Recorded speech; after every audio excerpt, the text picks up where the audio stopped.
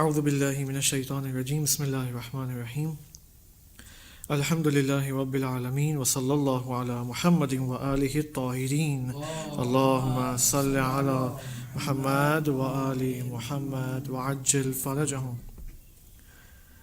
اللہم کل ولیک الحجۃ ابن الحسن صلواتک علیہ وعلی آبائہ فی هذه الساعة وفی کل ساعة وليا وحافظا وقائدا وناصرا ودليلا وعينا حتى تسكنه أرضك طوعا وتمتعه فيها طويلا. ایک صلوات پڑھیں محمد وآل محمد.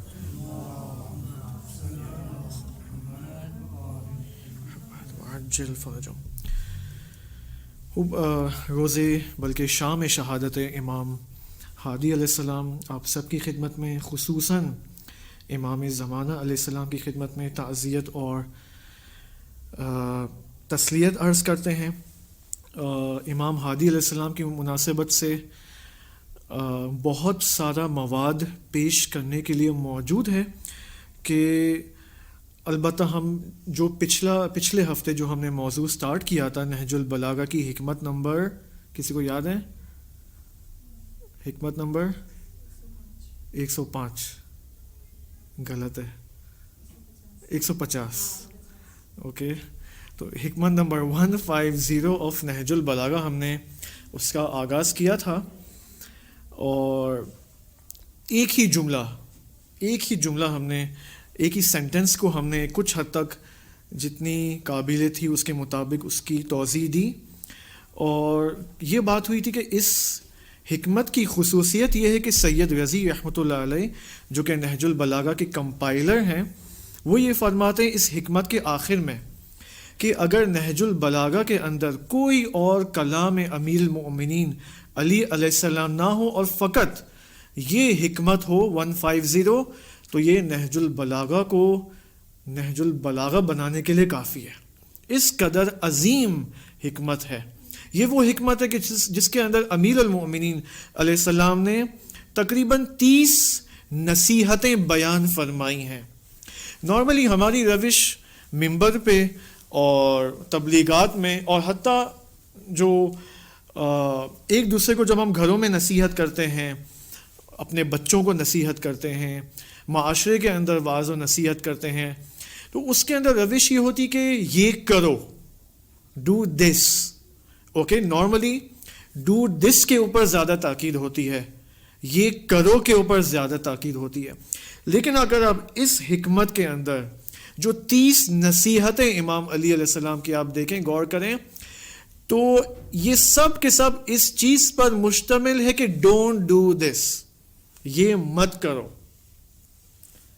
اس سے ایک بات اور ذہن میں آتی ہے، وہ یہ کہ بعض اوقات ہم اپنے معاشرے میں توحید کے اوپر تو بہت زیادہ تاکید کرتے ہیں، خدا کی وحدانیت کے اوپر بہت تاکید کرتے ہیں، لیکن خدا کی وحدانیت کے مقابلے میں یعنی شرک، یعنی شیطان، یعنی ابلیس، اس کے جو پلانز ہیں، اس کی جو تدبیریں ہیں، اس کو ہم زیادہ ذکر نہیں کرتے. یعنی کیا؟ دشمن شناسی کو ہم زیادہ ذکر نہیں کرتے. ہم زیادہ نارملی کافی لوگ جب بھی آپ تبلیغات پہ جائیں، پاکستان میں، ہندوستان میں، کہیں بھی جائیں، تو سب کا ایک کامن کوشچن کیا ہوتا ہے؟ آغا صاحب آپ بتائیں ہماری ذمہ داری کیا بنتی ہے؟ اوکے، ہماری ذمہ داری کیا بنتی ہے آج کے زمانے میں؟ تو اس کا جو واضح جواب جو آج کے علماء اور عرفاء بیان فرماتے ہیں، خصوصاً وہ جواب جو کہ آخر الزمان کے فتنوں سے بہت ہی تناسب رکھتا ہے، وہ یہ ہے کہ ٹھیک ہے آپ توحید کے اوپر بات کریں، بہت اچھی بات ہے، امامت ہے، نبوت ہے، عدالت ہے، قیامت، بہت اچھی بات ہے، لیکن اہم ترین موضوع جو آج آخر الزمان میں جو مؤمنین کے اوپر جو رسپانسبلٹیز عائد ہوتی ہے، علماء فرماتے کہ دشمن کو پہچانو، ابلیس کو پہچانو، شیطان کو پہچانو، اس کے کیا پلانز ہیں 21 سینچری کے اندر. نارملی ہم شیطان کو دیکھتے تو ہیں کہ شیطان نے امام حسین علیہ السلام کے زمانے میں کیا کیا، امام علی علیہ السلام کے زمانے میں کیا کیا، ائمہ ہدیٰ علیہ السلام کے زمانے میں کیا کیا، لیکن شیطان آج بھی تو موجود ہے، وہی ابلیس، وہی ابلیس جس نے حضرت آدم علیہ السلام کے سامنے سجدہ نہیں کیا، وہی ابلیس آج موجود ہے. خوب، یہ ابلیس آج کیا کر رہا ہے؟ سویا پڑا ہوا ہے، خمیازے لے رہا ہے؟ نہیں، وہ تو 24 گھنٹے فعال ہے، ایکٹیو ہے. خوب، اس کی ایکٹیویٹیز کیا ہے، یہ کون ہمیں بتائے گا؟ یہ جاننے کی ضرورت ہے. یہاں پر امام علی علیہ السلام یہ بیان فرما رہے ہیں ان 30 نصیحتوں کے اندر کہ یہ مت کرو. یعنی شیطان ہمیں اس چیز کی طرف ورگلا رہا ہے، وسوسے میں ڈال رہا ہے کہ یہ تم کرو. اگر تم یہ کام کرو گے تو تم میرے لشکر میں آ جاؤ گے، ابلیس کے لشکر میں آ جاؤ گے. اور میں آپ کو جب بھی میں نے اس حکمت کی نصیحتیں پڑھی ہیں تو یہی احساس ہوا ہے کہ آج سب سے مبتلا بہترین موضوع یہی حکمت ہے. یعنی وہ کام جس سے امام علی علیہ السلام السلام علیکم منع کر رہے ہیں، ہم اسی میں اس وقت مبتلا ہیں اپنی کمیونٹیز کے اندر. السلام علیکم. کتنا ہم کہتے ہیں آغا صاحب فساد ہے، کرپشن ہے، مسائل ہیں، اوکے، لوگ ساتھ نہیں دیتے، لوگ حتیٰ چھوٹی چھوٹی چیزوں میں ساتھ نہیں دیتے. کیوں؟ اس حکمت پر عمل نہ کرنے کی وجہ سے. اس حکمت کا پہلا جملہ آپ کی خدمت میں پیش کیا، اور اب مجھے نہیں پتا اس کو آج ہم کمپلیٹ کر سکیں گے نہیں کر سکیں گے، کیونکہ آخری 15 منٹ میں اختصاص دینا چاہوں گا امام ہادی علیہ السلام کے حوالے سے، کہ امام ہادی علیہ السلام نے 2 عظیم تحفے ہمارے لیے چھوڑے ہیں. اوکے، وہ 2 عظیم تحفے آپ لوگ سوچیں کیا ہے. اگر کسی کو یاد ہے تو اچھی بات ہے، یاد نہیں ہے تو سوچیں، گوگل سرچ کر لیں کم از کم وکی شیعہ پہ. اوکے، البتہ مجلس کے بارے میں نہیں. حکمت 150 یعنی 150 کا پہلا جملہ کیا تھا؟ اگر کسی کو یاد ہو، امام علیہ السلام فرماتے ہیں کہ لا تکن ممن یرجو الآخرۃ بغیر عمل. اس شخص کی طرح مت بنو، don't be like that person, جو بغیر عمل کے آخرت کی نسبت امیدوار ہو. اس شخص کی طرح don't be like that person جو وداؤٹ عمل صالح یا وداؤٹ اینی ایکشن اس چیز کی طرف ہوپ رکھتا ہے کہ میں آخرت میں I will go to heaven. Okay, امام علیہ السلام. اب اس کے حوالے سے ہم نے لاسٹ ٹائم مفصل بات کی تھی، اور ہم نے یہ دیکھا تھا کہ عمل صالح سے کیا مراد ہے، اور حقیقت عمل صالح کا ارتباط امام زمانہ علیہ السلام سے کیا بنتا ہے. اس کے بارے میں کچھ حد تک ہم نے لاسٹ ویک ڈسکس کیا تھا، اس سے میں ابھی گزر جاؤں گا. اب دوسرا جملہ دیکھیں امام علیہ السلام کا. اوکے، ایک طرف سے تم اس شخص کی طرح مت بننا جو بغیر عمل کے آخرت کی نسبت امیدوار ہو.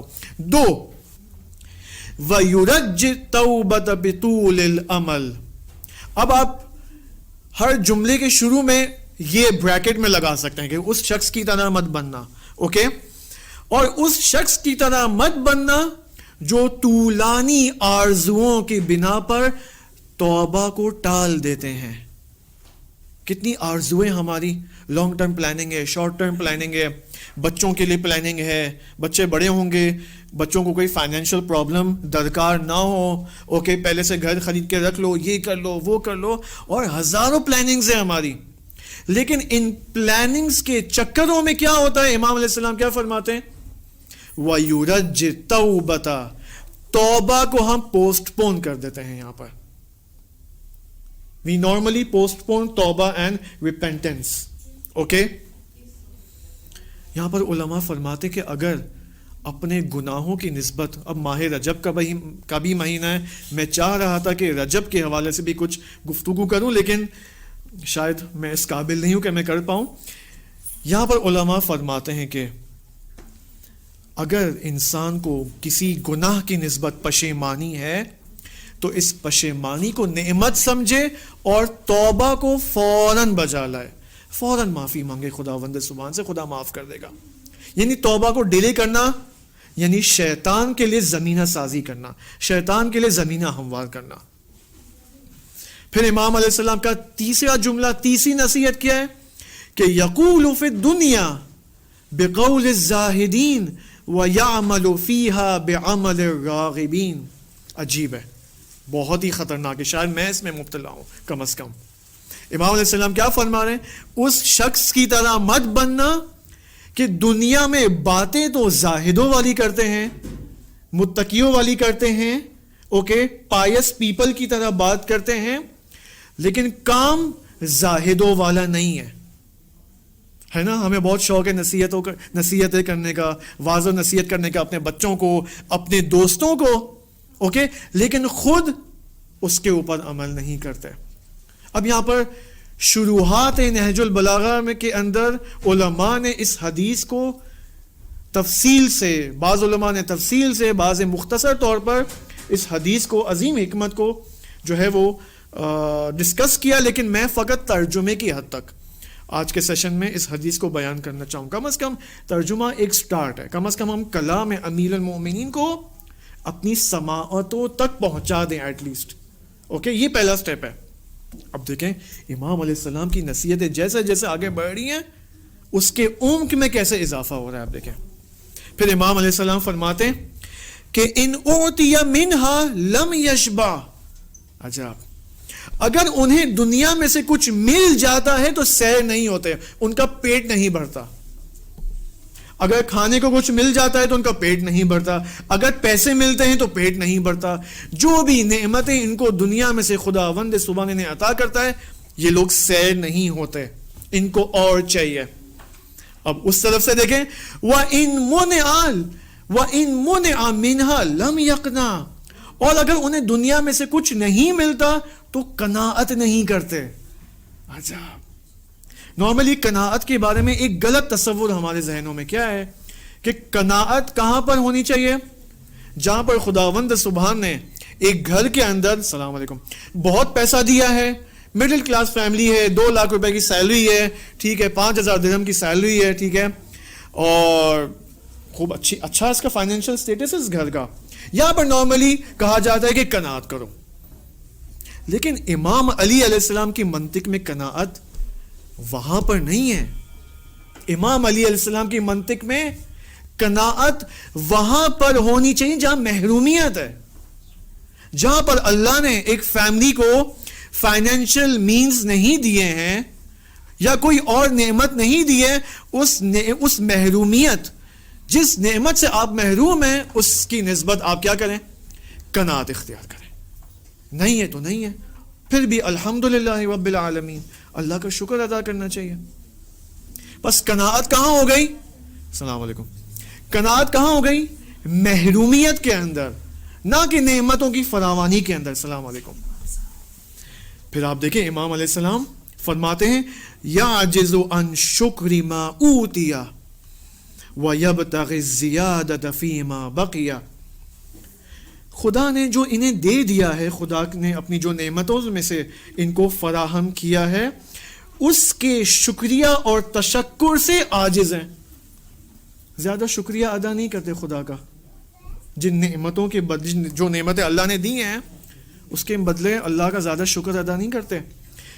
لیکن وَيَبْتَغِ الزِّيَادَةَ فِي مَا بَقِيَ, لیکن مستقبل میں زیادہ کے طلبگار ہوتے ہیں. اچھا, بہت خطرناک ہے. ابھی دوستوں کے آنے سے پہلے میں یہی کہہ رہا تھا کہ حکمت 150 کے اندر امام علیہ السلام نے 30 نصیحتیں بیان فرمائی ہیں, اور ان 30 نصیحتوں کے اندر اس کی خصوصیت یہ کہ امام علیہ السلام یہ نہیں فرما رہے ان سب کے اندر کہ do this do this do this. امام بلکہ یہ فرمائے don't do this don't do this don't do this, یہ مت کرو, ایسا مت بنو. تمام ان نصیحتوں کے اندر آگے دیکھیں, ینہا ولا ینتہی, اس شخص کی طرح مت بننا کہ لوگوں کو منع کرتے ہیں کہ یہ کام مت کرو لیکن خود نہیں رکتے. لوگوں کو کہتے ہیں نہی از منکر کرتے ہیں کہ بھائی موویز مت دیکھو زیادہ, اوکے, انسٹاگرام پہ مت, آئی تھنک آواز بھی کم ہے, تھوڑی آواز, اوکے, تھینک یو. لوگوں کو کہتے تو ہیں کہ ڈونٹ ڈو دس, زیادہ موبائل پہ مت بیٹھو, اوکے, اور بچوں کو زیادہ موبائل پہ نہیں ہونا چاہیے, لیکن خود کیا کرتے ہیں؟ میری طرح زیادہ موبائل پہ ہوتا ہے. یہ الگ بات ہے کہ بزنس سارا موبائل پہ آ گیا ہے, جاب کا کام موبائل پہ, اس کی بات نہیں ہو رہی ہے, لیکن اس سے ہٹ کر بات ہو رہی ہے. اوکے, یہاں پر ماں باپ سمجھ سکتے ہیں میں کیا کہنا چاہ رہا ہوں. پھر آپ دیکھیں وَيَأْمُرُ النَّاسَ بِمَا لَمْ يَأْتِ بِمَا لَا يَأْتِ، اور یہ لوگ وہ ہیں ان چیزوں کا حکم دیتے ہیں جو خود نہیں کرتے. اس کا اپوزٹ ہو گیا پچھلے جملے کا. دوبارہ میں تکرار کروں کہ یہ وہ لوگ ہیں، یعنی ایسے شخص مت بنو، don't be like this person, کہ ان چیزوں کا حکم دیتے ہیں جو خود نہیں کرتے. مثلا وہ کہتے ہیں بیٹا اب آپ 9 سال کے ہو گئے ہو، 10 سال کے ہو گئے ہو، نماز اول وقت پڑھو، ٹھیک ہے، لیکن خود بھائی صاحب جب نماز ہوتی ہے، اذان کا وقت آتا ہے تو بھول جاتے ہیں. لیکن وہاں سے بچوں کو نصیحت کرتے کہ نماز پڑھو، یہ کرو وہ کرو، ٹھیک ہے، حرم جاؤ، لیکن خود نہیں جاتے. اوکے، اچھی اچھی نصیحتیں کرتے ہیں لیکن خود عمل نہیں کرتے. اسی سے تو معاشرہ پہ آہستہ سے بگڑتا ہے. معاشرے میں یہیں سے تو انہی چھوٹی چیزوں سے وہ ریشہ پکڑتا ہے، جڑ پکڑتا ہے، اور آہستہ آہستہ وہ میجر، اور کیا کہتے ہیں آپ اس کو، میجر کرپشنز میں بھی تبدیل ہو جاتی ہیں. پھر یہی شخص، آپ دیکھیں میں آپ کو بتاؤں، جو شخص آج کسی بھی کنٹری کے اندر پولیٹیکلی یا اکنامکلی کرپشن کا شکار ہیں، یہ حتماً اپنی جوانی میں کرپشن کا شکار تھے کہیں نہ کہیں. ممکن ہے وہ چھوٹا سا کرپشن ہو، وہ ممکن ہے کسی گناہ کے اندر مبتلا ہوئے ہوں جب جوان تھے، لیکن چونکہ اس گناہ سے توبہ نہیں کی، اس گناہ نے آہستہ آہستہ جڑ پکڑا اس کے وجود میں، اور جب یہ 50 سال کا ہوا اس کو MNA بنایا گیا، اب یہ پولیٹیکل کرپشن میں مبتلا ہے. جڑ کدھر ہے؟ جوانی کے اندر. 15 سال کی عمر میں کوئی گناہ کیا ہے، 20 سال کی عمر میں کوئی گناہ کیا ہے، یہ پرابلمز آتی ہیں یہاں پر. یحب الصالحین ولا یعمل عملہم، ایسے شخص کی طرح مت بننا جو صالحین اور نیک کیریکٹرز رکھنے والی شخصیات سے تو محبت کرتے ہیں لیکن ان کے جیسا عمل نہیں کرتے. ہم کتنا محبت کرتے ہیں علماء سے اور اولیاء خدا سے، لیکن ان کی طرح بننا نہیں چاہتے. انفارچونیٹلی کتنی مبتلا بے چیز ہے یہ آج کے زمانے میں. اولیاء خدا کی تعریف کرتے ہیں، اوکے، ان کے وال پیپرز، ان کے پوسٹرز ڈاؤن لوڈ کر کے اپنے سٹیٹس پہ رکھتے ہیں، لیکن ان کے جیسا بننا نہیں چاہتے. کیا پرابلم ہے ہمارے ساتھ؟ میں آپ کو بتاؤں، دیکھیں ایک قصہ آپ کے سامنے میں سناتا ہوں. اگر یہ قصہ مجھے یاد ہوتا تو میں اپنی میمورائزیشن سے سناتا، لیکن میں پڑھ کے سنانا چاہتا ہوں تاکہ کوئی نقل قول میں کوئی پرابلم پیش نہ آئے. آیت اللہ گل پیگانی رحمۃ اللہ علیہ، جو آج سے 20-30 سال پہلے ان کا انتقال ہوا، جن کا ہاسپٹل ہے آیت اللہ گل پیگانی، انہوں نے ہی یہ بنایا تھا. ان کے حالات میں یہ لکھا گیا، میں فارسی اینڈ اردو دونوں اس کو آپ کے سامنے پیش کرتا ہوں. فرماتے کہ ایک روز ایک پیر مرد آیا. اچھا، آیت اللہ گل پیگانی کی ایک اچھی سیرت، لائف سٹائل یہ تھا کہ وہ ایک ٹائم سیٹ کیا کرتے تھے دن میں تاکہ لوگ مراجعہ کر سکیں بغیر کسی پابندی کے. اوکے، لوگوں کا ایکسیس تھا علماء کے پاس اس زمانے میں، جو کہ آج شاید نہیں ہے. تو فرماتے کہ ایک دن ایک بوڑھا شخص آیا آیت اللہ گل پیگانی کی خدمت میں، اور آیت اللہ کے سامنے ان کے فیس ٹو فیس بیٹھ گیا. اب آپ دیکھیں آیت اللہ گل پیگانی جو کہ مجسمہ تقویٰ، اور اس شخص کی باتیں سنیں آپ. آیت اللہ گل پیگانی فرمایا بفرمایید کار شما چیز، کیا کام ہے آپ کو؟ میں آپ کی خدمت میں ہوں. فرمایا کہ میری آنکھوں میں درد ہے، میں میخوام عمل کنم، میں چاہتا ہوں میری آنکھوں کا آپریشن ہو جائے. تو فرمایا کہ ایشان بیمارستانی در کم داشتن کہ الان هم هست، ان کا ایک بیمارستان ہے یہاں پر کم میں. تو آیت اللہ گل پیگانی نے اپنے اسسٹنٹ کو دستور دیا کہ ان کے لیے لکھو کہ بیمارستان میں ان کا آپریشن فری آف کاسٹ ہو جائے. اوکے، اب یہ بوڑھا شخص وہاں سے ہٹا نہیں، اس نے ایک اور ڈیمانڈ پیش کی. ان علماء کا صبر دیکھیں آپ. اس شخص نے کہا آقا ایک اور کام ہے مجھے. کہا کہ ابھی ٹھنڈی کا زمانہ ہے، اوکے، اور پاکستان میں تو گیس نہیں ہے، ٹھیک ہے، لوگوں کو پرابلمز ہو رہی ہیں. البتہ بریکٹ کا جملہ تھا. فرمایا مجھے جو ہے وہ کوئلوں کی ضرورت ہے، اوکے، زغال کی ضرورت ہے مجھے یہاں پر، تو آپ میرے لیے وہ بھی فراہم کر دیں. تو آیت اللہ گل پیگانی کا ٹھیک ہے، ان کو ایک کوئلے کا پیکیج حوالہ کر دو ان کو. یہ بھی ہو گیا، یہ بھی ڈیمانڈ پوری ہو گئی. پھر اس شخص آقا یک کار دیگر هم دارم، ایک اور کام بھی ہے مجھے، میری مالی حالت اچھی نہیں ہے، فائنینشیل طور پر ویک ہوں میں، تھوڑے پیسے اگر مجھے مل جائے تو معاملہ میرا بہتر ہو سکتا ہے. تو آیت اللہ گل پیگانی نے کچھ پیسوں کی اماؤنٹ اس بندہ خدا کو فراہم کی. اب یہ شخص فرماتے ہیں یہاں پر کہ آمد بود حلف چہاروں میں خود را ہم بے زناد، یہ ایک اور ڈیمانڈ بھی پیش کرنے والا تھا، لیکن یہاں پر آیت اللہ گل پیگانی نے اپنے ہاتھ جوڑے کہ بھائی ابھی جو ہے نا اور بھی لوگ منتظر ہیں، بالآخر تم نے لوگوں کا ٹائم لیا ہے، ابھی آپ جاؤ، لوگوں کے دوسرے لوگوں کو آنے دو، ٹھیک ہے. تو وہ شخص چلا گیا. وقت جلسے تمام شو، جب یہ پورا لوگوں کا مراجعہ اور سب کچھ تمام ہو گیا، میٹنگ ختم ہو گئی، آیت اللہ گل پیگانی اپنے کمرے میں سٹریس کی حالت میں، پریشانی کی حالت میں پیادہ روی میں مشغول ہے. سٹریس میں ایشان میگوین ان کو کہا آغا آپ کی حالت ٹھیک ہے، کیا ہوا ہے؟ نہیں میری حالت اچھی ہے، لیکن میں تھوڑا ناراض ہوں اپنے آپ سے کہ میں نے اس بوڑھے شخص کو ناراض کر دیا، میں نے اس کو کہا کہ تم چلے جاؤ، اس بات سے میں سٹریسفل ہو گیا ہوں کہ کیوں میں نے اس کو کہا. پھر فرمایا کہ جاؤ اس بوڑھے شخص کو کہو، اس کو پیغام دو کہ کل جو ہماری میٹنگ ہوگی عام لوگوں کے ساتھ تم اس میں واپس آ جاؤ. یہاں پر وہ شخص آیا، میٹنگ کے اندر بیٹھا ہوا تھا، آغا گل پیگانی نے کہا وہ کہاں پر ہے وہ؟ اب سب بیٹھے ہیں. یہاں پر وہ آیا بوڑھا شخص آغا گل پیگانی کے سامنے بیٹھا.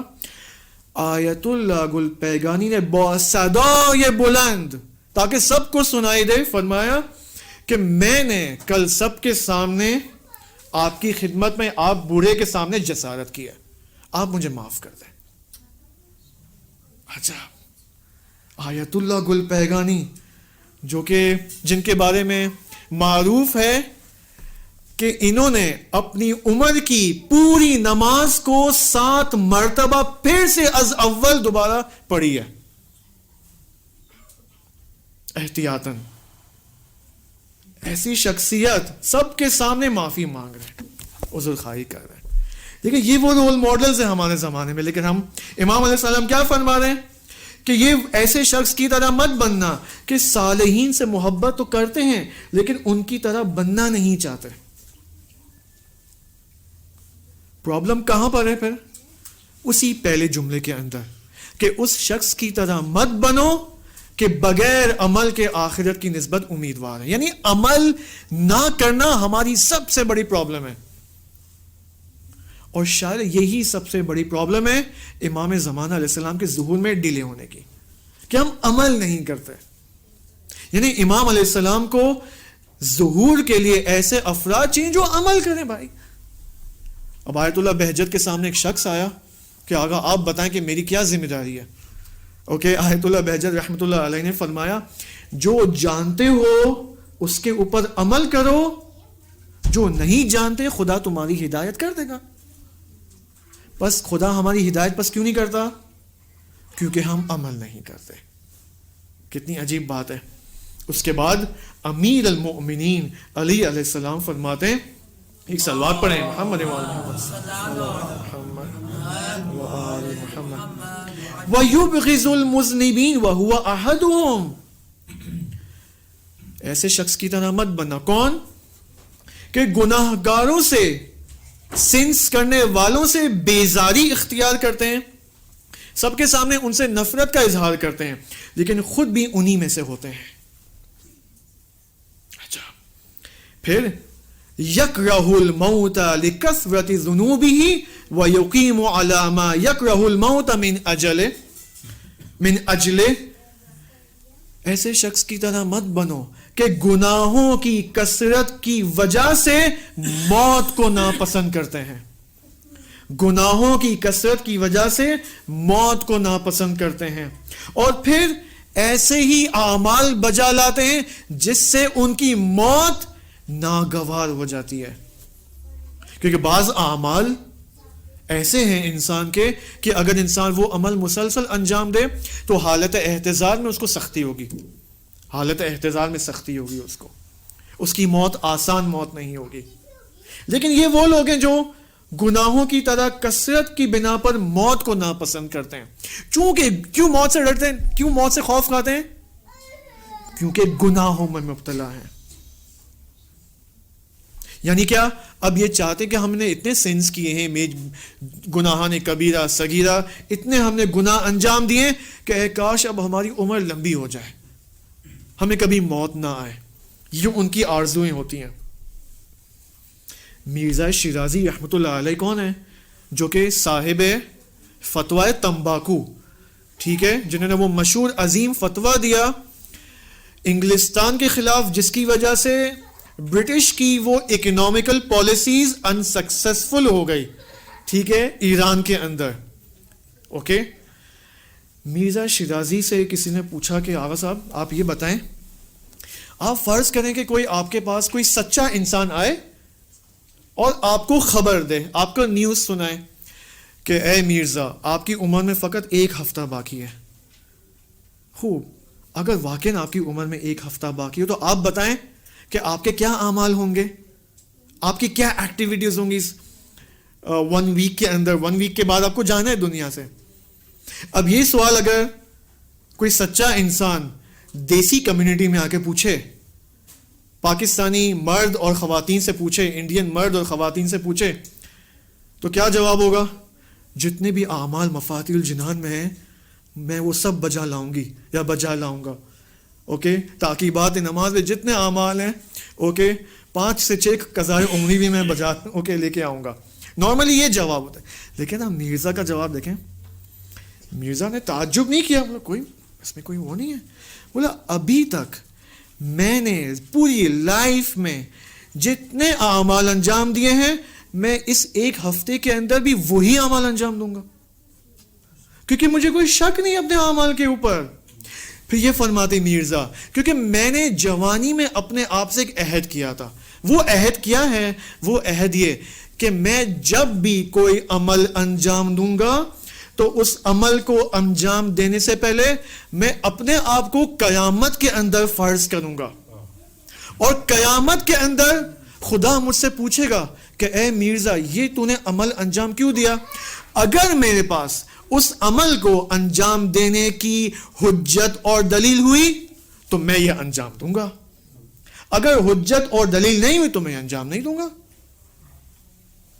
اچھا, اب مثلا فرض کریں آپ, یہ موبائل ہے, ٹھیک ہے, میں پریکٹیکل ایگزامپل دیتا ہوں. اس موبائل میں انسٹاگرام ہے, لیکن الحمدللہ ماشاءاللہ قرآن کی تلاوت بھی آ گئی اس میں, ٹھیک ہے. اس موبائل میں جب میں لاک کھولتا ہوں تو سامنے انسٹاگرام کھلتا ہے. فرض کریں خوب, انسٹاگرام میں ایکسپلور بٹن ہے, سرچ آپشنز ہیں. خوب, یہ ایکسپلور بٹن جو میں اسکرول کر رہا ہوں, ہالی ووڈ کی سیلیبریٹیز آ رہی ہیں, بالی ووڈ کی سیلیبریٹیز آ رہی ہیں, اوکے, عجیب و غریب حالت میں. اب میں کیوں انسٹاگرام دیکھ رہا ہوں؟ مثلا کوئی جوان کوئی بولے, کوئی پوچھے آغا کیوں دیکھ رہے ہو یار, یہ تو خطرناک ہے معاملہ.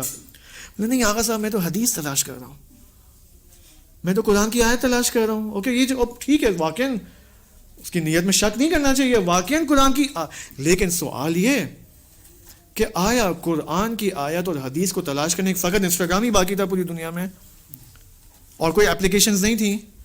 یعنی آپ فرض کریں, یہ میں نے مثال رمضان کے اندر دی تھی یہاں پر یوتھس کے سیشن میں, مقدار بھائی کو یاد ہے, ٹھیک ہے. میں جب انسٹاگرام کو اسکرول ڈاؤن اسکرول اپ کر رہا ہوں, حدیث کی تلاش میں ہوں میں, اب میری میرا جو کانشیس ہے اور میری جو توجہ ہے ان سیلیبریٹیز کی فوٹو کی طرف نہیں ہے, لیکن وہ اسکرول ڈاؤن, اب جب اسکرول ڈاؤن ہو رہا ہے تو بالآخر وہ تصویریں میرے سب کانشیس مائنڈ میں تو جا رہی ہیں. جب میرے یعنی میرے وجود کا حصہ تو بن رہی ہیں, جب میرے وجود کا حصہ بن رہی ہیں, نامحرم کی ہزاروں تصویریں میرے وجود کا حصہ بن رہی ہیں, اگرچہ میں حدیث کی تلاش میں ہوں, لیکن یہ نامحرم کی تصویریں جب میرے مائنڈ میں سب کانشیس مائنڈ میں جا رہی ہیں تو میری روح آلودہ ہو رہی ہے یہاں پر. یعنی میں اپنے آپ کو یہ ایکسکیوز دے رہا ہوں کہ مسئلہ نہیں ہے, حدیث کی تلاش میں ہوں, لیکن بھائی آپ یہ بھی تو سمجھو کہ آپ از راہ گناہ حدیث کی تلاش میں ہوں, غلط وسیلے سے آپ حدیث کی تلاش میں ہوں. آپ بات سمجھ میں آ رہی ہے؟ تو یہ امام علیہ السلام یہاں پر فرما رہے ہیں. پھر اسی طرح آہستہ آہستہ پھر وہ سب کانشیس میں وہ تصویریں جائیں گی, پھر 2 مہینے بعد وہ حدیثیں وہ تصویریں کانشیس مائنڈ میں آنے لگیں گی. اوکے, معاملہ یہاں پر خراب ہو جاتا ہے. تو اللہ کا شکر کریں کہ ایرانی حکومت نے what's app and Instagram block کیا ہوا ہے. اوکے, ایک صلوات پڑھیں محمد محمد صلی علی محمد. ابھی یہ جو میں نے آخری بات کی نا وی پی این والی, اب دیکھیں امام علیہ السلام بھی وہی فرمائیں گے. دیکھیں ابھی یہ آنے والی ہے. ان سقما, 2-3 جملے بعد شاید, ان سقما ظل نادما وان صح امن لاہیا. یہ وہ لوگ ہیں جب یعنی ہمیں ایسا نہیں بننا ہے. یہ وہ لوگ ہیں جب بیمار ہوتے ہیں تو گناہوں پر پشیمان ہو جاتے ہیں. اوکے, لوگ بیمار ہو جاتے ہیں, ویسے بھی سردیوں کا موسم ہے, نزلہ کھانسی زکام جا کے بخار ہو جاتا ہے, بیمار ہو جاتے ہیں, تو یہ اپنے گناہوں پر پشیمان ہو جاتے ہیں. وَإِن صَحَّ, جب ان کو صحت نصیب ہوتی ہے خداوند سبحان کی جانب سے, پھر دوبارہ لہو و لعب میں مبتلا ہو جاتے ہیں. يُعْجَبُ بِنَفْسِهِ إِذَا عُوفِيَ وَيَقْنَطُ إِذَا ابْتُلِيَ. بیماریوں سے جب ان کو نجات ملتی ہے تو اکڑنے لگتے ہیں. اوکے, ہم تو خود ہی ٹھیک ہو گئے, ہم نے وہ میڈیسن لی تھی. اوکے, ہم نے وہ لی چمچ, 1 syrup 2 spoons, اور ہم ٹھیک ہو گئے آفٹر 8 hours. بیماریوں سے جب ان کو نجات ملتی ہے تو اکڑنے لگتے ہیں, اور آزمائش اور ایگزامینیشنز میں پڑ جاتے ہیں تو مایوس ہو جاتے ہیں, خدا کی نعمات سے اور رحمت سے مایوس ہو جاتے ہیں. خدا نخواستہ اگر کسی فیملی کو مثال کے طور پر کوئی شخص کینسر کا مریض ہو جائے خدا نخواستہ, تو اس کی کیا حالت ہوگی؟ ڈاکٹر نے اگر اسے کہا ہے کہ آپ کے بھائی کینسر کے پتہ نہیں کتنے سٹیجز ہوتے ہیں, کینسر کے مجھے نہیں معلوم ہے, 6 سٹیجز ہوتے ہیں, 20 سٹیجز ہوتے ہیں, کتنے ہوتے ہیں ویسٹرن میڈیسن کے مطابق, مجھے نہیں پتا کتنے ہوتے ہیں, 20 25 50 100 کیمیو تھراپیز کرا لیتے ہیں. اس کے بعد بھی ڈاکٹر کہتا ہے کہ اب اس کا کوئی چانس نہیں ہے. اب یہاں پر یہ شخص, اس کی امید کہاں پر ہو؟ خدا کے علاوہ کوئی ہے اسے بچانے والا؟ کوئی بھی نہیں ہے. اگر اس کی امید فقط دوائیوں کے اوپر ہو, میڈیسنز کے اوپر ہو, اور بہترین ٹیکنالوجیکل میڈیکل دستگاہوں کے اوپر ہو, تو یہ تو اس کو نہیں بچائے گی, کیونکہ ان میڈیکل اور میڈیسنز کو بھی قدرت دینے والا کون ہے؟ خداوند سبحان ہے. تو اگر ایک انسان از اول خدا کے اوپر امید لگا لے تو کوئی پرابلم نہیں, پھر یہ نجات پا سکتا ہے. اور اگر یہ مر بھی جائے تو اس کو پشیمانی نہیں ہوگی, کیونکہ از اول خدا کی نسبت اس کی امید تھی. لہٰذا یہاں پر امیدواری بہت ضروری ہے خداوند سبحان کی جانب. تغلبہ نفسہ علی ما یظن ولا یغلبها علی ما یستیقن. ان کا نفس, ان کا ذہن انہیں خیالی باتوں پر آمادہ تو کر لیتا ہے. کتنا سوچتا ہے آج کا انسان, کتنا سوچتا ہے؟ مجھے بتائیں آپ, کتنا ہم لوگ سوچتے ہیں, خیال کتنا کرتے ہیں, لیکن وہ یقینی باتیں جس کے اوپر میرے بلیفز ہونے چاہیے اس پر قابو نہیں کر سکتا, اس پر اس کو بلیف نہیں ہے, اس کے اوپر عمل نہیں کرتا. ہمارے یقینیات کیا ہیں؟ میں نے ایک مثال دی تھی پچھلے ہفتے کسی کو, علامہ طباطبائی رحمۃ اللہ علیہ فرماتے ہیں ایک شخص ہے جو کہ مریض ہے. جب ہم اس مریض کو دیکھتے ہیں تو ہم آٹومیٹکلی کیا ریئیکشن, کون سی دعا بجا لاتے ہیں؟ کوئی بتا سکتا ہے کون سی دعا کرتے ہیں اس کو دیکھ کر؟ خدا اما یجیبو, یا خدایا اس کو شفاء کامل و عاجل عطا فرما, اللہم اشفی مثلا. کیوں دعا کرتے ہیں بھائی؟ کیونکہ ہمیں یقین ہے کہ خدا قادر ہے اس مریض کو شفا عطا کرنے کے لیے. لیکن یہاں پر علامہ طباطبائی رحمۃ اللہ علیہ فرماتے ہیں کہ اگر ایک مردہ لاش یہاں پر پڑی ہو, مرا ہوا ہے, روح نکل چکی ہے اس کے جسم سے, تو کیا ہم اس دعا کریں گے کہ خدا یا اس مردہ کو زندہ کر؟ اکثر ہم دعا نہیں کرتے. کیوں؟ کیونکہ ہمیں یقین نہیں ہے کہ خدا قادر مطلق ہے, اس مردے کو بھی زندہ کر سکتا ہے. ہمیں یقین نہیں ہے. عقائد کی کلاسز میں تو پڑھ لیا ہم نے صفات خداوند سبحان قادر مطلق علیم حکیم، لیکن پریکٹیکلی یقین نہیں ہے کہ خدا واقعاً قادر مطلق ہے. اسی وجہ سے روایات کے اندر ظاہراً امام صادق علیہ السلام بیان فرماتے ہیں محمد وآل محمد وعجل فرجہم. امام علیہ السلام فرماتے ہیں کہ اگر ایک مردہ شخص پڑا ہوا ہو، اوکے، اور آپ اس کے سامنے اس کے پاس بیٹھ کر 70 مرتبہ سورہ الحمد کی تلاوت کریں تو تعجب مت کرنا کہ یہ زندہ ہو گیا ہے. اگر یہ زندہ ہو جائے تعجب مت کرنا، ڈونٹ گیٹ ان اے شاک. اس قدر ذکر خداوند حکیم میں یہ پاور موجود ہے. ایک شخص تھا حضرت عیسیٰ علیہ السلام کے ساتھ. حضرت عیسیٰ علیہ السلام نے کہا کہ آؤ پانی کے اوپر چلتے ہیں. اوکے، پانی کے اوپر چلتے ہیں، ٹھیک ہے. تو اس شخص نے کہا کہ اے عیسیٰ علیہ السلام میں تو ڈوب جاؤں گا پانی میں. اوکے، تو حضرت عیسیٰ نے کہا کہ ایک کام کرو گے تو نہیں ڈوبو گے. وہ کیا ہے کہ تم بسم اللہ الرحمن الرحیم کو پورے یقین کے ساتھ کہو، پھر تم دیکھو کیسے چلتے ہو پانی کے اوپر. اوکے، اب حضرت عیسیٰ علیہ السلام اور یہ شخص ساتھ میں دونوں، حضرت عیسیٰ کا ماشاءاللہ ان کا یقین تو اس کمال پر ہے، اس اوج پر ہے. حضرت عیسیٰ اور یہ شخص بھی بسم اللہ الرحمن الرحیم پڑھ کر پانی کے اوپر چلنا شروع کرتے ہیں. دونوں پانی کے اوپر جا رہے ہیں. اچانک اس شخص کے دل میں یہ خیال آیا کہ اس میں کون سی بڑی بات ہے کہ اگر حضرت عیسیٰ علیہ السلام بھی بسم اللہ پڑھ کر پانی کے اوپر چل سکتے ہیں اور میں بھی بسم اللہ پڑھ کر پانی کے اوپر چل سکتا ہوں تو عیسیٰ اور میرے درمیان کوئی فرق نہیں ہے. جیسے ہی اس شخص نے یہ سوچا پانی کے نیچے چلا گیا. یہاں پر حضرت عیسیٰ علیہ السلام نے اس کو پہ اٹھایا اور پھر دا جرنی کنٹینیوز. ٹھیک ہے، آپ دیکھیں بسم اللہ کی طاقت کتنی ہے، لیکن ہم غافل ہیں. بسم اللہ الرحمن الرحیم. اب آپ سوچیں وہ غذا تناول کرنا جو بسم اللہ کے ساتھ ہو اور وہ غذا تناول کرنا جو بغیر بسم اللہ کے ساتھ ہو، ان دونوں کے کیا اثرات ہوں گے. پھر آگے امام علیہ السلام فرماتے ہیں یخاف علی غیرہ بادنی من ذنبہ ویرجو. ظاہراً امام علی علیہ السلام کا کلام سننے کے لیے آمادگی کم ہے. ایک علوی صلوات پڑھے محمد و آل محمد، اللہم صلی علی محمد و آل محمد جل فرجہ. یہ کلام دیکھیں، یہ نصیحت کہ اس شخص کی طرح مت بننا کہ یونافس فیما یفنا، یہ مبتلا بے. دیکھیں وَيُسَامِحُ فِيمَا يَبْقَى، جو چیزیں فنا ہونے والی ہیں اس میں یہ لوگ مسابقہ اینڈ کمپٹیشنز کرتے ہیں.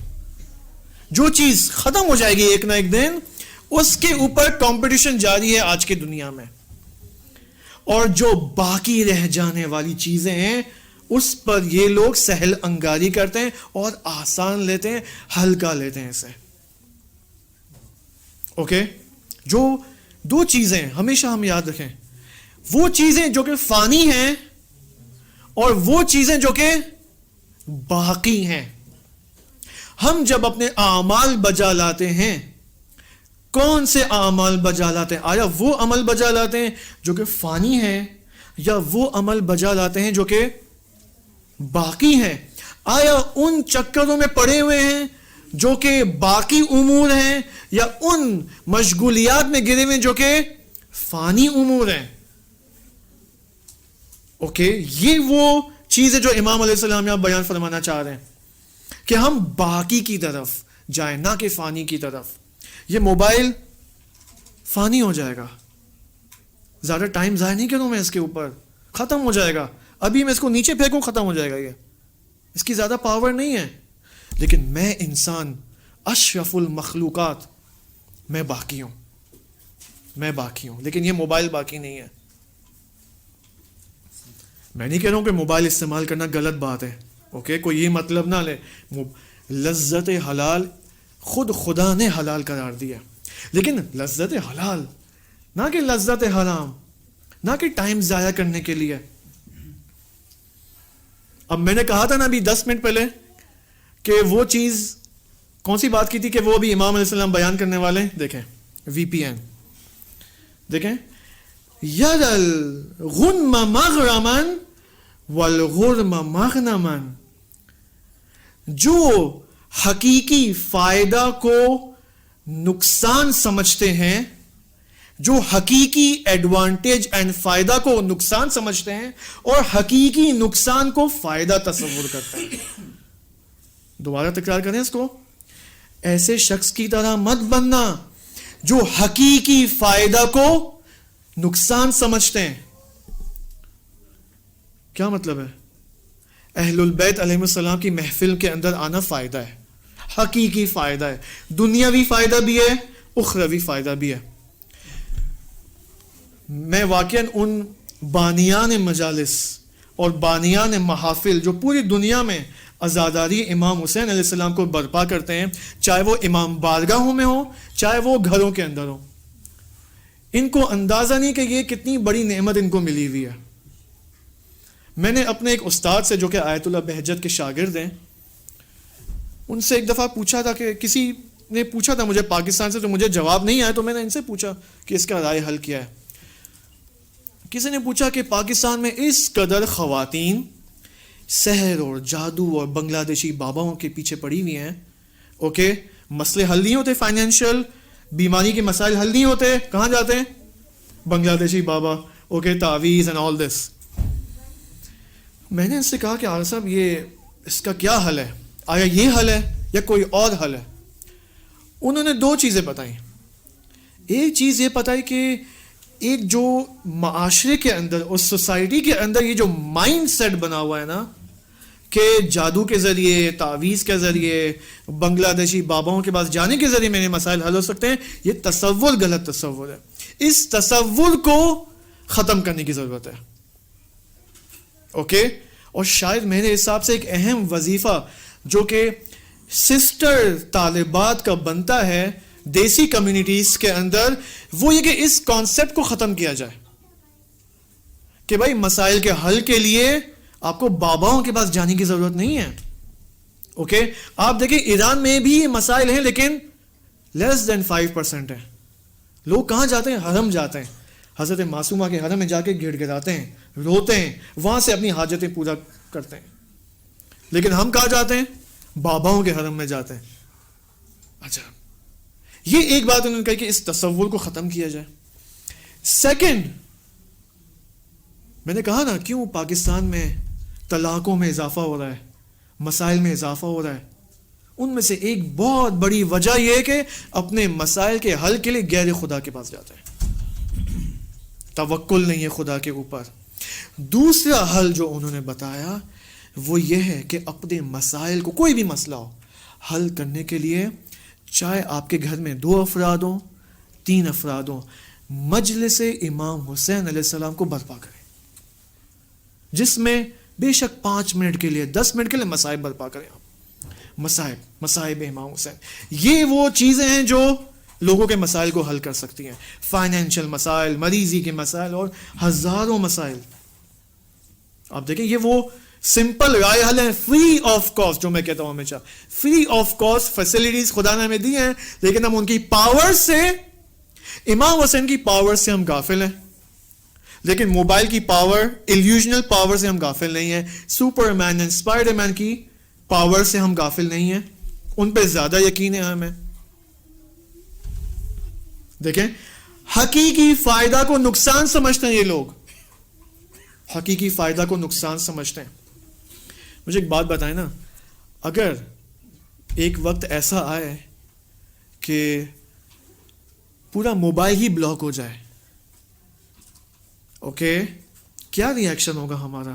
آیا یہ نقصان ہے یا فائدہ ہے؟ ہاں، بھلے ماں باپ سے بات نہیں ہو پا رہی، پاکستان بات نہیں کر پا رہا، اوکے، وہ نقصان ہے، ظاہری نقصان ہے، اوکے، لیکن حقیقتاً فائدہ ہے. کیوں؟ کیونکہ جس قدر انسان کی لا تعلقی ہوگی دنیا سے، اس قدر اس کی معنویت اور الہی کمالات میں اضافہ ہوگا. کیوں؟ مجھے ایک بات بتائے نا، 50 سال پہلے تک ایک ماں ہے، ایک بیٹا ہے، نہ ٹیلی فون نہ کچھ، بیٹا گیا ہوا ہے امریکہ پڑھنے کے لیے. یہ موویز میں بھی ہم نے دیکھا ہوگا، پرانی موویز میں بہت یہ سینز آتے تھے. بیٹا کیا ہوا امریکہ 2 سال کے لیے، نہ موبائل ہے نہ ٹیلی فون، حتی لینڈ لائن بھی ہے فرض کریں. اچانک اس بیٹے کا نیو یارک کے اندر، واشنگٹن کے اندر ایکسیڈنٹ ہو جاتا ہے. ایکسیڈنٹ کہاں ہوا ہے؟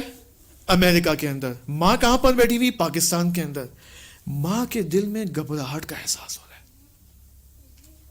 کچھ ہوا ہے اس عالم کے اندر جس سے میرا دل گھبرا رہا ہے.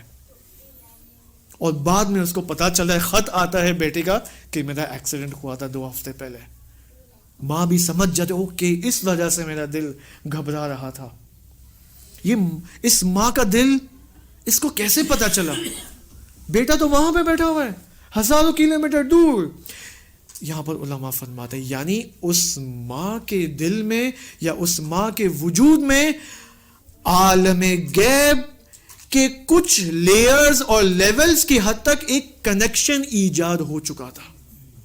چونکہ دنیا نہیں، زیادہ مشغولیات نہیں تھی، زیادہ گیجٹس نہیں تھے، ٹی وی نہیں تھا، زیادہ دنیاوی تعلقات نہیں تھے، لہذا عالم غیب سے ایک حد تک، لو لیول کی حد تک ارتباط اور اتصال تھا اس زمانے میں.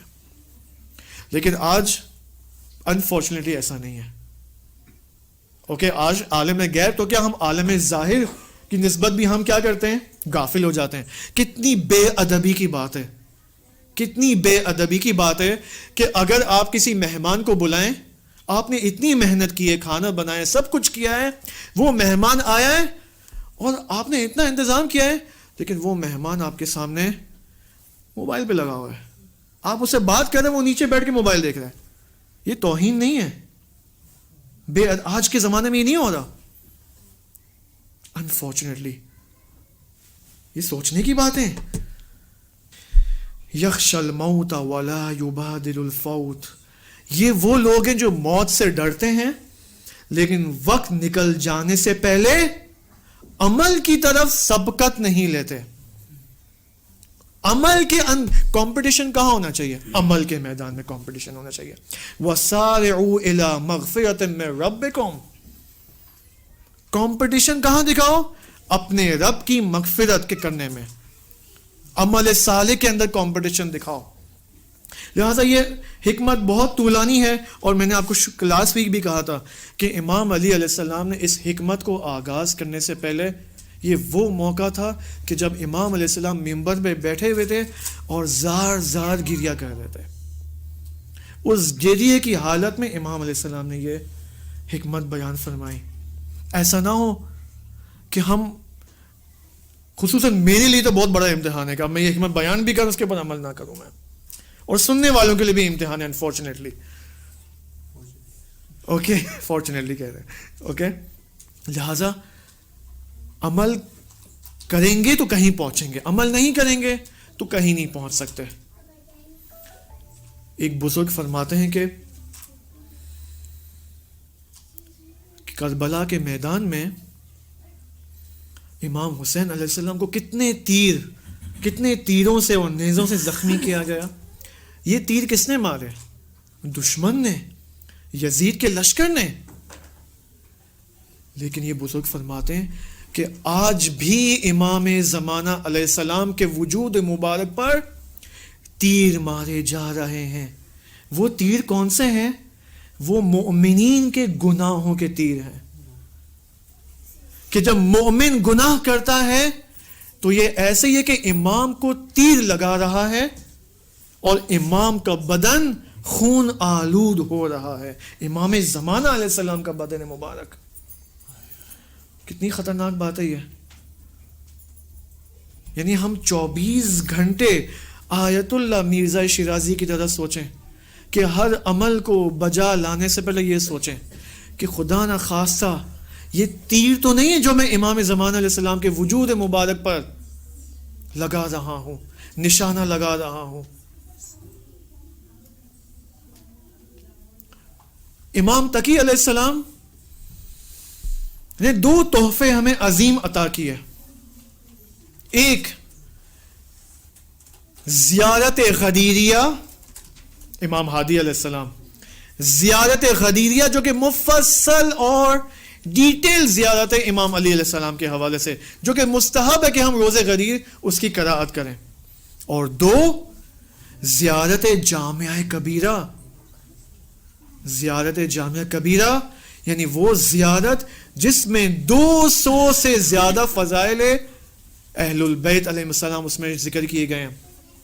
آج کے علماء حوض علمیہ کم کے اس بات کے معتقد ہیں کہ زیارت جامعہ کبیرہ امام شناسی کا پورا سلیبس ہے.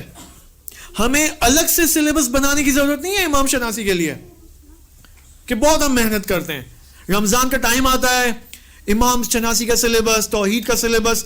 بھائی زیارت جامعہ کبیرہ 200 فضائل اہل البیت علیہم السلام، جس کو مسلسل قرائت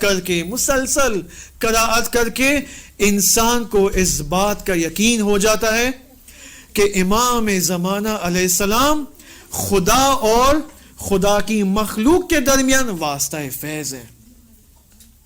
بکم فتح اللہ و بکم یختم. اے امام، زیارت جامعہ کی تعبیر ہے کہ بکم فتح اللہ، آپ کے ذریعے ہر چیز کا آغاز ہوتا ہے. وَبِكُمْ يَخْتِمْ، آپ کے ذریعے ہر چیز کا اختتام ہوتا ہے. علمہ اللہ معالم دیننا، اے امام زمان، آپ کے ذریعے خدا نے ہمیں دینی تعلیمات سکھائیں. آپ کا واسطہ نہیں ہوتا تو آج ہم جہالت میں گرے ہوتے. وَبِكُمْ يُنَزِّلُ الْغَيْثَ، اور عجیب و غریب تعبیر، یعنی امام علیہ السلام کا وجود نہ ہو تو آسمانوں سے بارش بھی نازل نہیں ہوگی. یعنی اس قدر امام علیہ السلام کا انٹرفیئرنس ہے، انوالومنٹ ہے ہماری لائف کے اندر. ماشاءاللہ کم میں رہنے والوں کے لیے زیارت جامعہ کبیرہ کی نعمت آپ سب کو یہاں فراہم ہے. حرم کے اندر شب جمعہ استاد حجت الاسلام نارس شہیدی حافظہ اللہ کس بہترین انداز میں زیارت جامعہ کبیرہ کی قرائت کرتے ہیں. آیت اللہ بہجت رحمۃ اللہ علیہ سے پوچھا گیا اس زیارت کے بارے میں کہ آغا صاحب، ہم جب کسی معصوم کے حرم کی زیارت کرتے ہیں تو کون سا عمل بجا لائیں؟ اب آپ جائیں امام رضا علیہ السلام کے حرم میں، امام رضا علیہ السلام کی زیارت نامہ موجود ہے، اسی طرح باقی تمام ائمہ ہدی علیہ السلام کا. آیت اللہ بہجت نے فرمایا وہ زیارت جو تمام زیارت ناموں کے اوپر مقدم ہے، زیارت جامعہ کبیرہ ہے. حتیٰ حضرت یہ نام لیا انہوں نے، حتیٰ حضرت معصومہ سلام اللہ علیہ، حضرت عبد العظیم حسنی اور باقی تمام غیر معصوموں کے حرم میں زیارت جامعہ کبیرہ کی قرائت مقدم ہے. یہ آیت اللہ بہجت، اور آیت اللہ بہجت کی ہمیشہ سے یہ سیرت ہوا کرتی تھی. جب بھی اب زیادہ جامعہ کبیرہ اگر کوئی پڑھے تو تقریباً نارمل سپیڈ میں پڑھے تو اٹ ٹیکس 30 منٹس، 30 منٹ یا اس سے بھی کم کا ٹائم شاید لگے. آیت اللہ بہجت روزانہ حرم حضرت معصومہ جاتے تھے، زیارت عاشورہ روزانہ، زیارت جامعہ کبیرہ کھڑے ہو کر قرائت کیا کرتے تھے. یہ آیت اللہ بہجت ایک پیر مرد 90 سالے کی یہ سیرت، 90 ایئرز کا بوڑھا کھڑے ہو کر زیارت جامعہ کبیرہ پڑھ رہے حرم حضرت معصومہ سلام اللہ علیہ. تو یہ وہ تحفے ہیں امام ہادی علیہ السلام کے کہ آج کے مسائل کا حل ان تحفوں کے اندر ہے، ان عبادتوں کے اندر ہے، ان زیارت ناموں کے اندر ہے. تمام، میں آپ کو گارنٹی سے بتا رہا ہوں، تمام اکنامیکل، پولیٹیکل، اسپرچول، کلچرل، تعلیم و تربیت، میڈیا کے مسائل، پتہ نہیں کیا کیا مسائل، ان سب کا حل ان زیارت ناموں کے اندر موجود ہے. بغیر کسی یہ میں نہیں کہہ رہا، علماء کی زبانی بتا رہا ہوں میں آپ کو. الحمدللہ زیارت جامعہ کبیرہ کے اوپر شروحات لکھی گئی ہیں، لو لیول کی شروحات لکھی گئی ہیں، ڈیٹیل. یہ بزرگان کی سیرت اتفاقاً تمام ان 1200 سال آف غیبت امام زمان علیہ السلام جتنے بھی فقہا اور علماء آئے، اکثروں نے زیارت جامع کبیرہ کے اوپر ایک تفسیر کی کتاب ضرور لکھی ہے. بس کتنی اہم زیارت نام ہے یہ. خدا ہمیں توفیق دے کہ ہم کم از کم ہفتے میں ایک دفعہ زیارت جامع کبیرہ کی قراءت کی توفیق ہمیں انشاءاللہ ملے. امام ہادی علیہ السلام کی شہادت ہے, شام شہادت ہے. عجیب ہے واقعاً کہ جب آپ تاریخ اسلام میں جائیں تو کوئی ایسا مذہب آپ کو نہیں ملے گا سوائے مذہب جعفری کے, سوائے مذہب جعفری کے آپ کو کوئی اور مذہب نہیں ملے گا کہ جس کے تمام لیڈرز کو شہید کیا گیا. مذہب جعفری کے لیڈرز کون ہیں؟ امام علی علیہ السلام کو کس قدر بے دردی کے ساتھ اس ملعون نے ضرب شمشیر لگائی. رسول خدا صلی اللہ علیہ وآلہ وسلم کو زہر سے شہید کیا گیا. حضرت زہرا سلام اللہ علیہا اگرچہ وہ امام نہیں تھی, پیغمبر نہیں تھی, لیکن ہماری پیشوا تھی. کس طرح بے دردی سے اس ملعون یا ان ملعونوں نے در زہرا پر حملہ کیا. امام حسن علیہ السلام کو کس قدر بے دردی سے شہید کیا گیا. ان کے ہی, اب دیکھیں اس سے بڑی اور کیا مظلومیت ہو سکتی ہے کہ حسن علیہ السلام کے اہل خانہ ہی ان کی شہادت میں ملوث ہیں. امام زین العابدین علیہ السلام کو دیکھیں, امام زین العابدین علیہ السلام کو کس بے دردی کے ساتھ کوفہ سے شام تک تعزیانے لگائے گئے اور بعد میں خلیفہ وقت نے بے دردی کے ساتھ زہر دے کر شہید کیا امام علیہ السلام کو. باقر العلوم کو کس طرح باقر العلوم کو شہید کیا گیا. جعفر صادق علیہ السلام کو زہر کے ساتھ شہید کیا گیا.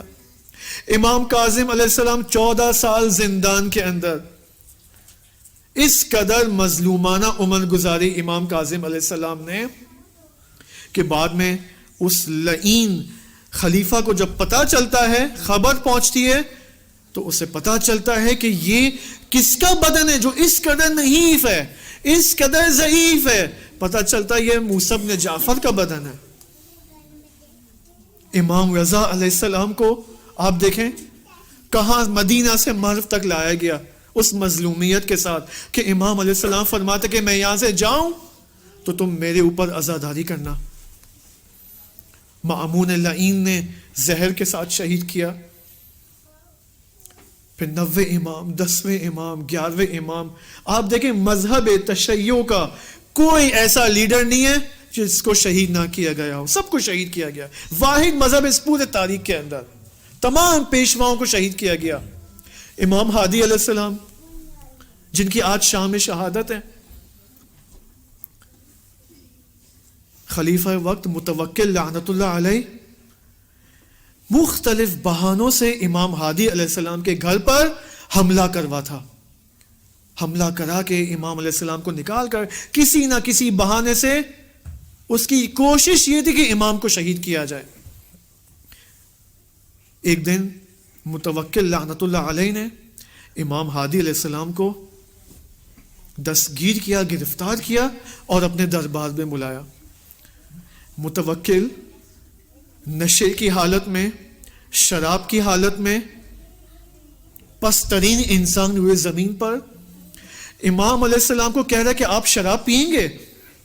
کون امام علیہ السلام؟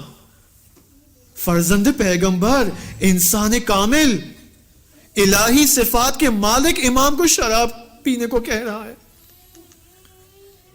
یہاں پر امام علیہ السلام نے کہا کہ میرا وجود شراب سے مخلوط نہیں ہے, نجاست سے مخلوط نہیں ہے کہ تم مجھے شراب پینے کو کہہ رہے ہو. میں کہوں گا اے امام ہادی علیہ السلام, آپ کو تو متوکل نے شراب پینے کو کہا اور آپ نے رد کر دیا اور اس نے بعد میں کوئی زبردستی نہیں کی, لیکن اے امام آپ کے جد غریب ابا عبداللہ الحسین جن کا سر بریدہ یزید کی محفل میں تشت طلا پر یزید ملعون نشے کی حالت میں شراب میں مست کمار بازی میں مست اپنی چھڑی لے کر سر حسین پر مار رہا ہے. ایک مرتبہ امام حسین علیہ السلام کی سر مبارک سے آواز آتی ہے, تلاوت قرآن کی آواز آتی ہے. ایک مرتبہ یزید دوبارہ اپنی چھڑی لگاتا ہے لب و دندان مبارک حسین ابن علی پر. اچانک سکینہ فریاد کرتی ہے, پھوپھی اماں اس لعین سے کہیں کہ اپنی چھڑی ہٹا. الا لعنت اللہ علی القوم الظالمین. خداوند متعال سے دعا ہے کہ حاضرین کے تمام مرحومین کو کی مغفرت فرما, حاضرین کے تمام گناہان صغیرہ و کبیرہ کو امام ہادی علیہ السلام کے صدقے معاف فرما. خداوند متعال سے دعا ہے کہ بانیان محفل کی مادی, معنوی, علمی اور عملی توفیقات میں اضافہ فرما. خدایا حاضرین محفل جو بھی حضرات یہاں پر خواتین موجود ہیں, ان سب کی علمی, عملی, مادی اور معنوی توفیقات میں اضافہ فرما. خدایا ہمیں زیارت جامعہ کبیرہ کو پڑھنے کی, سمجھنے کی اور اس پر عمل کرنے کی توفیق عطا فرما. اللہم اجعل عواقب امورنا خیرا. والسلام علیکم ورحمۃ اللہ وبرکاتہ. ماتم حسین.